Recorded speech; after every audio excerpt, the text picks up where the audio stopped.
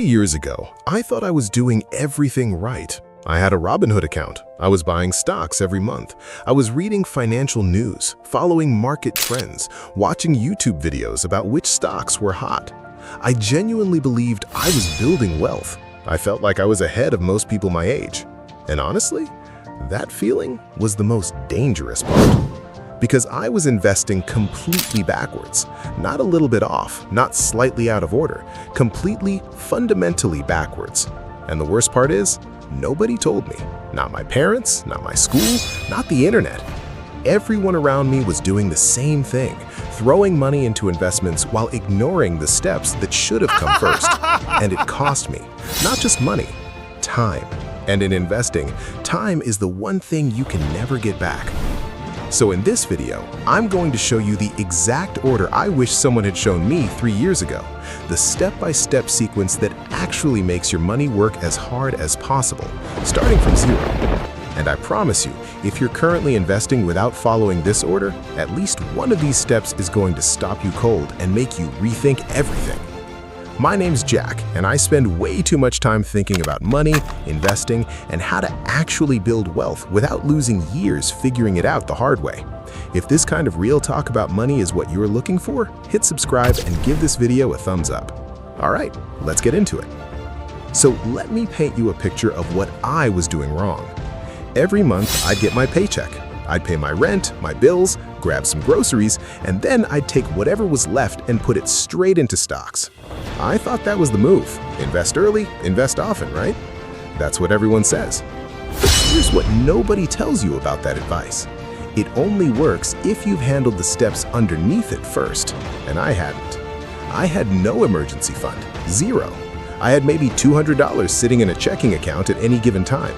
I had high-interest credit card debt quietly compounding in the background, and I was putting $300 a month into an S&P 500 index fund, feeling like a financial genius. Then, one month, my car broke down. $900 repair bill. I didn't have it, so I did what broke people do. I put it on the credit card. Then the next month, something else came up, and instead of investing that month, I was playing catch-up. And my investments? I had to sell some of them to cover a gap. I sold at a loss. Then the market went up the following month without me in it. That's what investing out of order actually looks like in real life. It doesn't feel like a catastrophic mistake. It feels like a bunch of small, frustrating things that keep happening to you. But they're not happening to you. You built the conditions for them. And once I finally understood the right order, the actual sequence, everything changed. So let me walk you through it. Step 1. Breathe money into your checking account first.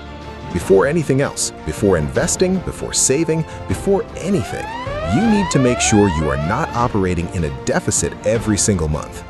This sounds painfully obvious, but you'd be shocked how many people skip straight to investing while their monthly expenses are already outpacing their income.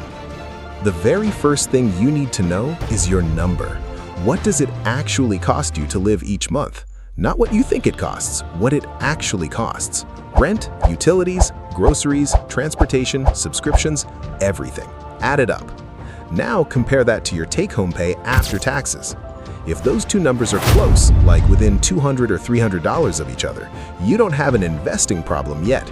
You have an income or a spending problem, and investing on top of a spending problem is like trying to fill a bucket with a hole in the bottom.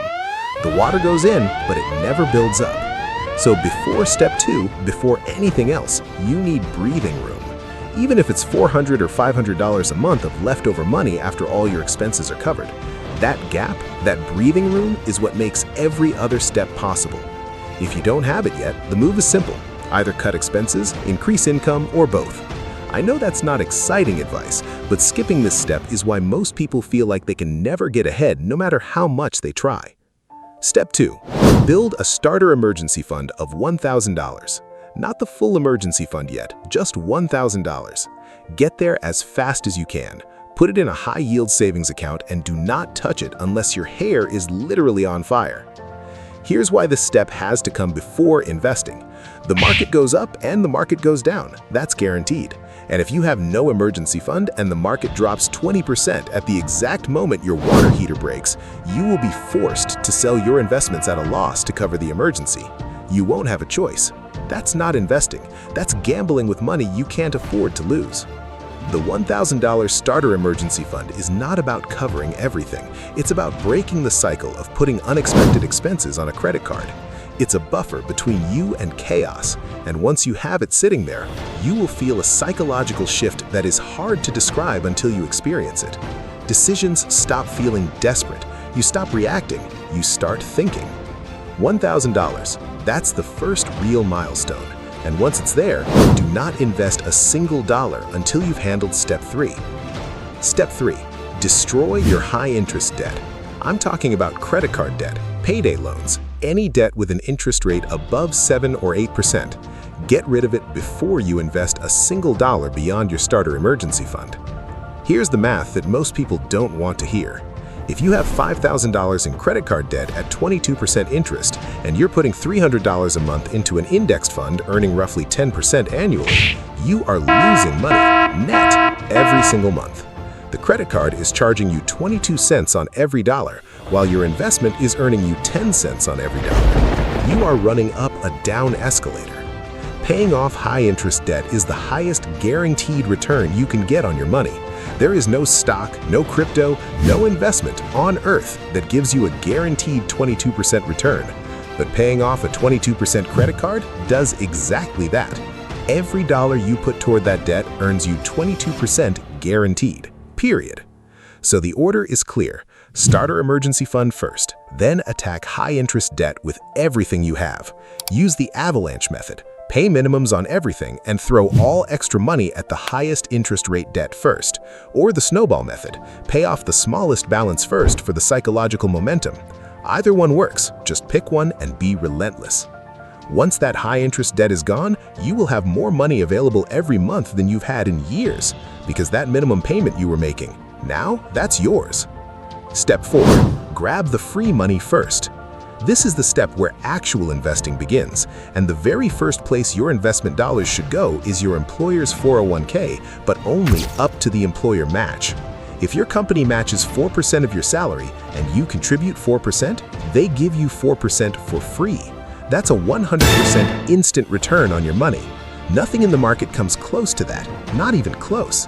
If you are not contributing at least enough to get the full employer match, you are leaving free money on the table every single pay period. Go do this tomorrow if you haven't already. Log into your HR portal, find the 401k section, set your contribution to at least the match percentage. That's it.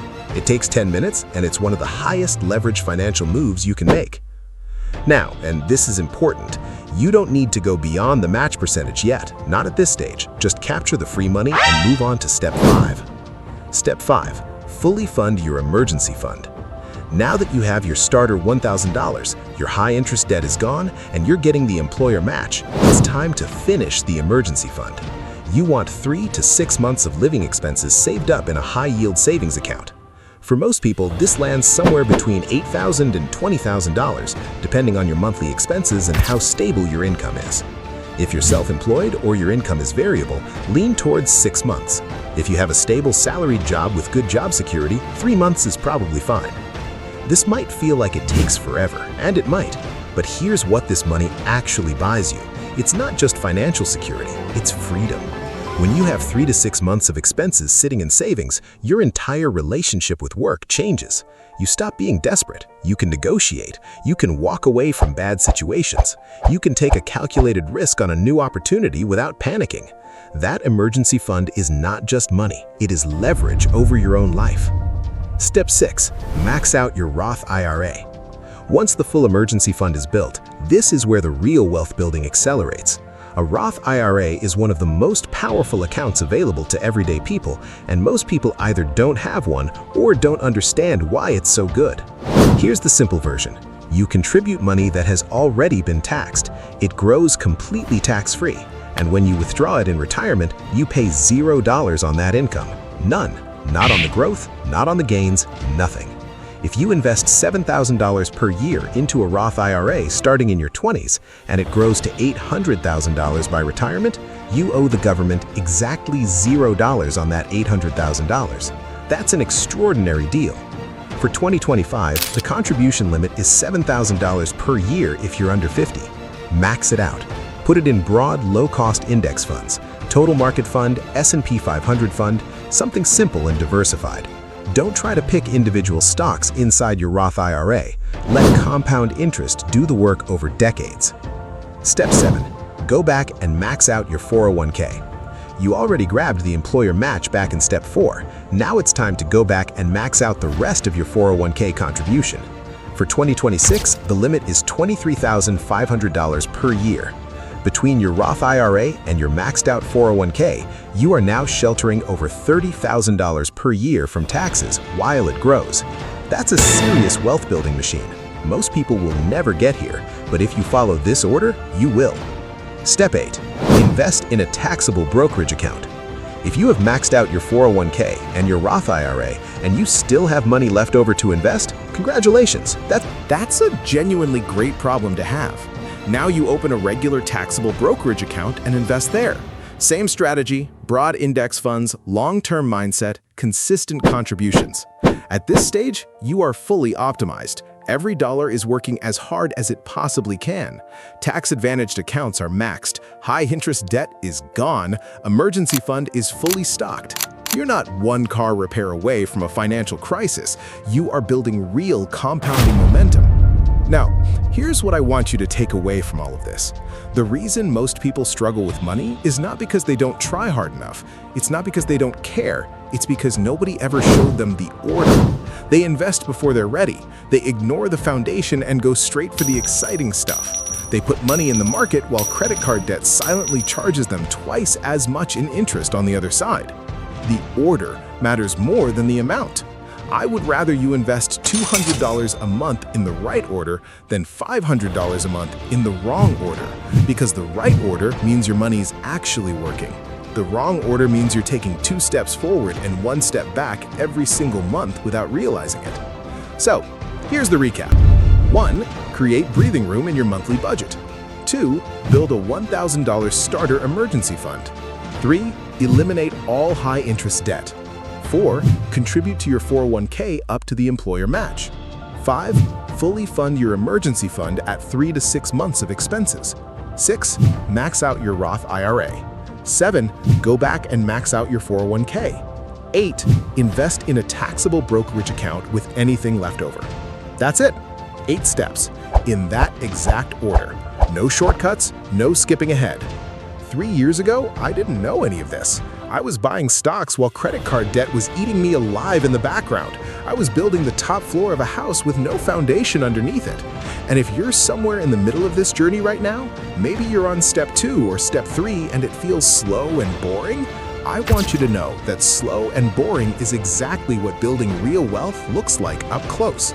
It only looks fast and exciting from the outside when it's already done. 5 years from now, you are going to look back at the decisions you make this month. The question is whether you'll be glad you started or wishing you had. If this video helped you see the order a little more clearly, hit subscribe and drop a comment below. Which step are you on right now? Because I read every single one.